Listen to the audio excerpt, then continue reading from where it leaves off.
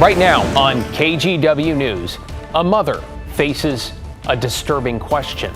Everybody keeps asking, is there a serial killer? Is there a serial killer? What she had to say about her daughter's connection to 3 other victims and a man reportedly linked to them all. Plus, one of the most amazing kids I ever met. As friends and family grieve the loss of an Oregon college student, how a day hiking with his girlfriend turned deadly. Then, after a rough reception at City Hall, I felt it was a terrible slap in the face.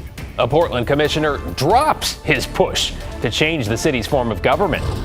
Now later, fans get ready to cheer on local players half a world away. It's really fun to support women, and I think that's why we are all here. As Portland sets up one of the biggest screens around to feature the beautiful game. And we begin tonight with breaking news in a deadly multi-vehicle crash in Southeast Portland. We've got a live look near the scene at Southeast 63rd and Powell. Portland police say 2 people died there. A 3rd person was taken to the hospital with life-threatening injuries. A 4th person was hurt, but it appears they will be okay. Right now, Powell is closed between 60th and 72nd. These deaths mark the 39th and 40th traffic fatalities in the Rose City this year. We will update you as we learn more.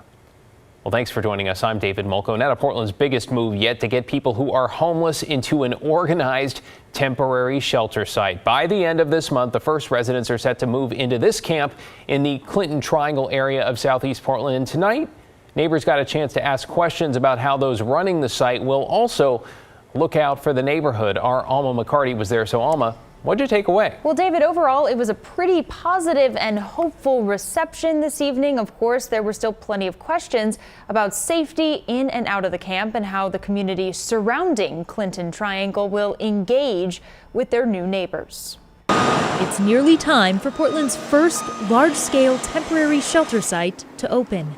Construction almost complete.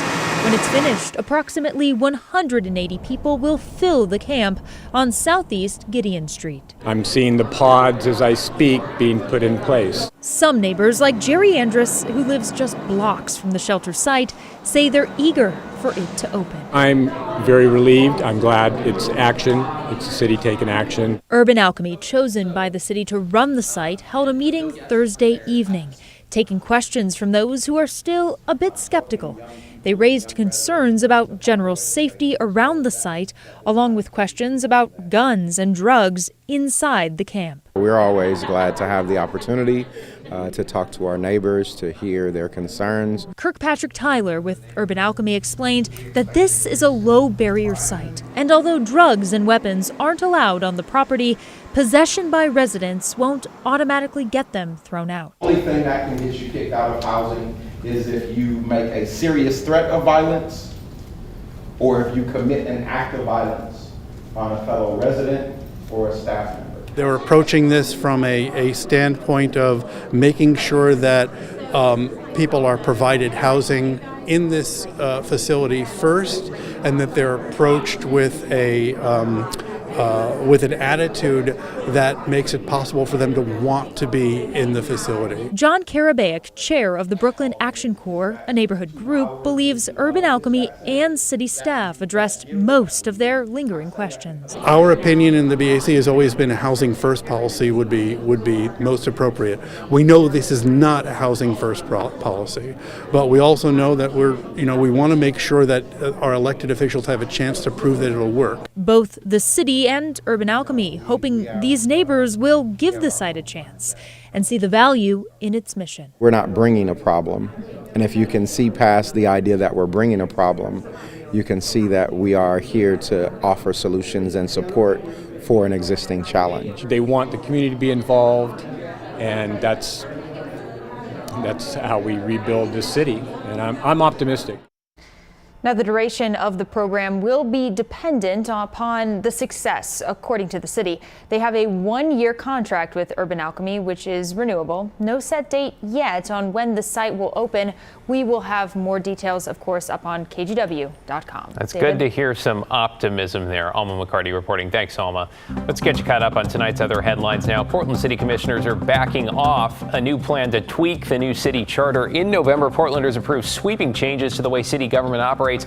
But Commissioners Renee Gonzalez and Dan Ryan proposed sending some of the points back to voters. But after receiving a lack of support from colleagues and the public at a work session this week, both said today they would table those ideas with the exception of giving the mayor veto power. In Vancouver, police are asking for help finding two teenagers who went missing on the left. 13-year-old Odessa Riley was last seen near Truman Elementary School on Wednesday. She has brown eyes and black hair and was wearing a silver necklace at the time. On the right, 15-year-old Cadence Clark was last seen leaving home on Wednesday. At the time, she was wearing a blue Vans branded hoodie with a checkered pattern and white slip-on shoes. Anyone with information is asked to immediately call 911. In Washington's Klickitat County, a family is searching for answers in the death of their daughter, and they say investigators are not doing enough to solve the case. Law enforcement found 31-year-old Hannah Walker in a creek 9 months ago. She had abrasions, a large welt, and unidentified DNA on her. The sheriff classified her case as a homicide, but now it's been classified as inactive. Walker's mother says she is confused by that change. She's now asking for a federal investigation into her death. Sheriff Songer at that time agreed that what we were showing him was definitely suspicious. Lawyers for the family add there was very little evidence collected at the scene, and they are still waiting to see the final autopsy. We reached out to the sheriff for comment, but have not heard back. For the first time, we're hearing from the mother of one of the 4 women found dead in the Portland area earlier this year. And while police reportedly have a person of interest in custody with links to all 4, no charges have been filed. Mike Benner with more. Very tragic, very heartbreaking. That's Melissa Smith talking on Facebook about her daughter, Kristen Smith. The 22-year-old vanished late last year, only to turn up dead in mid-February. Her body discovered near southeast Deerdorf and Flavel in southeast Portland. It's been a long 6 months. It's been very prolonged. Melissa is by no means the only parent dealing with immense grief. About 2 months after Kristen's body was found, the body of 24-year-old Charity Perry was located in Ainsworth State Park. Then 31-year-old Bridget Webster's body was found in rural Polk County. And in early May, the body of 22-year-old Ashley Rial was discovered in rural Clackamas County. Everybody keeps asking, is there a serial killer? Is there a serial killer?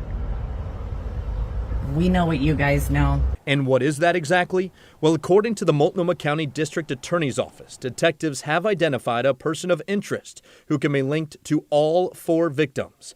The Willamette Week newspaper is identifying that person as Jesse Calhoun. Video obtained by KGW shows deputies arresting the 38-year-old in the Milwaukee area in early June. It's important to note Calhoun has not been charged with any crimes in connection to the women's deaths. Right now, he's jailed on unrelated charges. I have so many thoughts, so many questions, so many concerns. That's because Melissa does not know how her daughter is connected to Calhoun. And she's not alone. Calhoun's own girlfriend told YouTuber Velly Ray in a recent interview she doesn't know how Calhoun is tied to Kristen Smith or Charity Perry. What she does know is that her boyfriend was in an on-again, off-again sexual relationship with Ashley Rial, and he'd give Bridget Webster drugs in exchange for sex. If they are linked, again, I don't know if they are. The police have not told me that specifically. What Melissa Smith is certain about is getting justice for her daughter, as well as the other 3 women, whose deaths are resulting in more questions than answers. It's getting pretty overwhelming for all of us family members. I'm Mike Benner for KGW News. In Central Oregon, search teams have located the body of a hiker from Bend who fell to his death while climbing the North Sister. 21-year-old Joel Tranby was hiking Monday with his girlfriend on the 10,000-foot peak when he slipped on loose rocks and fell several hundred feet. He was badly injured, family says, but still alive before he fell a second time a couple of hours later. Tranby was a student at OSU Cascades and an assistant Nordic ski coach at Mountain View High. Head coach Eric Martin, who also coached Tranby as a student, says he always brought a smile to his face. The coaches, we all loved him, and the kids did too on the team. So that's why I know it's going to be really, really hard for the kids on the team. Are going to really miss him. Yeah, Deschutes County officials are now working on a plan to try to retrieve Tranby's body from the mountain.